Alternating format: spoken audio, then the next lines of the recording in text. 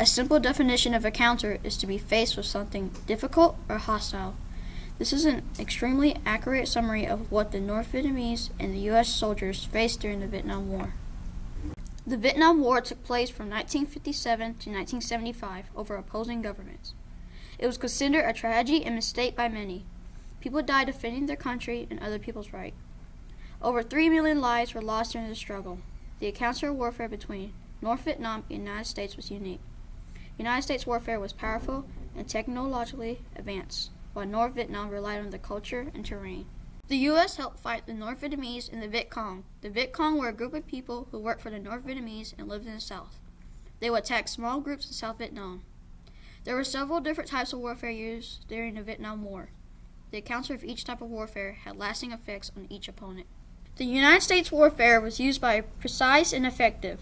One type of warfare, the Huey, was a helicopter used against North Vietnam and the South for attacking, moving at low altitudes, and could be easily used to get the wounded off the battlefield.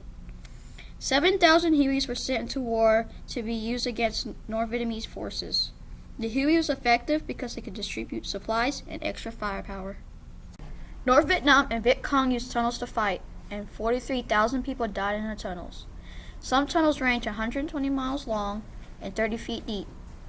North Vietnamese dug an elaborate system of tunnels under Cu Chi. The Viet Cong used the tunnels to avoid aerial attacks and house troops. After an attack, the Viet Cong would go underground. Viet Cong had to spend months underground in the tunnels. There was a great deal of danger in the tunnels: flooding, disease, poor ventilation, insects, and snakes. The U.S. trained people called tunnel rats to navigate the tunnels and check for booby traps. Sometimes these tunnel rats would go into hand-to-hand combat against the Viet Cong. The soldiers had trouble looking for booby traps. Other strategies were also important in the war, such as guerrilla warfare.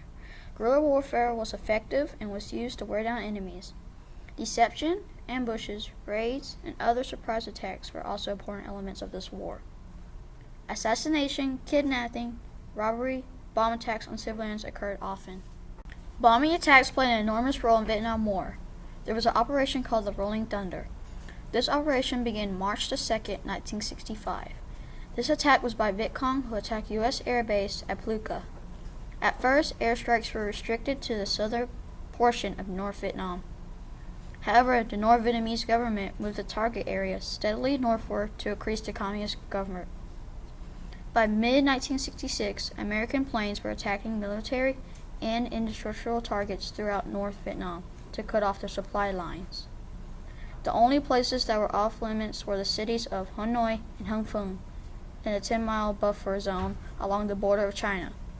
Shortly after the bombs, President Lee Johnson sent troops on ground, even though the initial mission was to guard the air bases in South Vietnam that were being used in the bombing campaign.